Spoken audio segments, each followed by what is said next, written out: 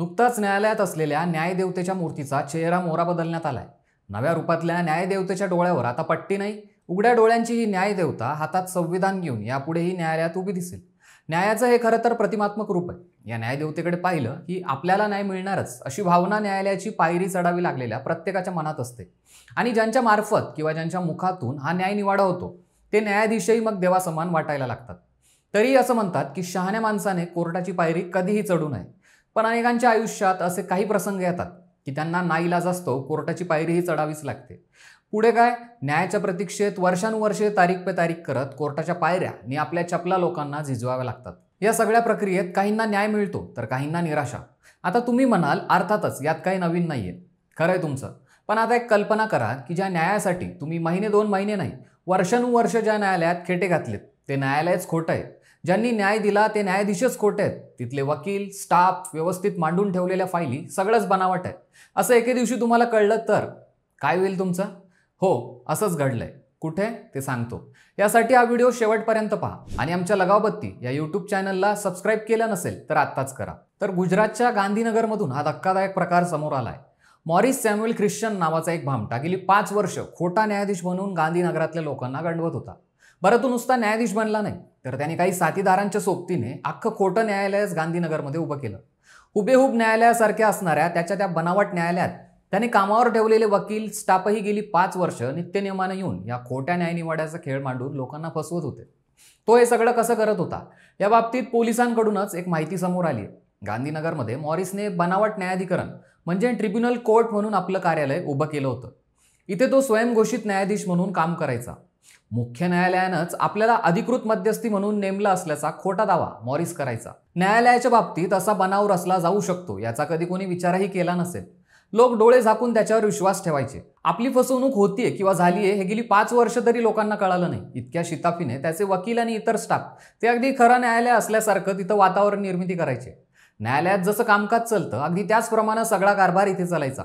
Chargesheet file केली जायची, सुनावणीची तारीख दिली जायची, फिर्यादी आरोपी कोर्टात दाखल व्हायचे, मग मागाहून हे बनावट न्यायाधीश महाशय येऊन आपल्या खुर्चीत बसायचे आणि खटला सुरू व्हायचा। काही दिवसांनंतर न्यायाधीश महाशय निकाल द्यायचे, अनेकदा तर जमिनीशी संबंधित प्रकरणामध्ये अक्षरशः आदेश जारी करायचे। इतक्या सराईतपणे या न्यायालयात कामकाज सुरू होते। हे सारं बनावट असेल अशी कधी कोणाला शंका आली नाही, पण लोक त्यांच्याकडे कसे यायचे तर मॉरिस काय करायचा, ज्यांची खरी प्रकरणं सिव्हिल कोर्टात प्रलंबित आहेत त्यांच्याशी आपल्या वकिलांकडून संपर्क करून ही प्रकरणं सोडून देतो असा दावा करायचा आणि ठराविक रक्कम त्यांच्याकडून उकळायचा। इतकंच नव्हे तर अनेक खोट्या प्रकरणानंतर त्याने आतापर्यंत निर्णय दिले आहेत। नंतर लोकांनी ते खरे मानून स्वीकारलेत, पण आता असं काय घडलं की गेली 5 वर्ष मागमूसही न लागू देता बनावट न्यायाधीश मॉरिसनं उभा केलेला हा बनाव न्यायालयाचा डोलारा पत्त्यांसारखा हालायला लागला। तर त्याला कारणीभूत ठरला तो त्याने दिलेला एक बनावट न्यायनिवाडाच। आतापर्यंत मॉरिसने जमीन विवादांशी संबंधित प्रकरणं अतिशय हुशारीने हाताळली होती, पण यावेळेस त्याचा सामना झाला तो एका सरकारी प्रकरणाशी।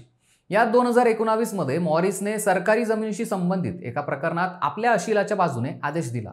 निकाल लागल्यानंतर प्रकरणाशी संबंधित व्यक्तीने त्या जमिनीवर हक्क सांगितला आणि ती जमीन सरकारकडून सोडून घेत त्या व्यक्तीच्या ताब्यात देणं नियमांनुसार गरजेचं झालं, कारण बनावट न्यायालयात का होईना पण त्याला न्यायच तसा मिळाला होता। इथे मॉरिसची तारांबळ उडाली। आपला हा सगळा बनाव उघडकीस येऊ नये म्हणून त्याने दिलेल्या खोट्या आदेशाद्वारे कलेक्टरला त्या जमिनीच्या मालकी हक्काच्या नोंदीत त्याच्या अशिलाचे नाव टाकण्याचे आदेश दिले।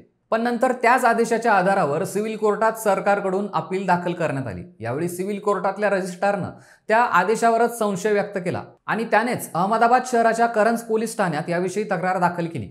त्यानंतर न्यायालयाचा आदेश खोटा कसा काय असू शकतो यावरून तपासाचा धागा उलट दिशेने फिरला आणि यानंतर या प्रकरणाचा पर्दाफाश झाला।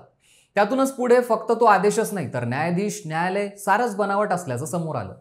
पोलिसांनी तातडीने मॉरिसला अटक केली असून त्याच्यावर भारतीय दंड संहितेच्या 170 आणि 419 कलमाखाली आता गुन्हा दाखल झालाय। जो आजवर खोट्या न्यायालयाच्या खोट्या न्यायाधीशाच्या खुर्चीवर बसून खोटा न्याय देत होता त्याची आता खऱ्या न्यायालयात खऱ्या न्यायाधीशासमोर खरीखुरी सुनावणी होईल।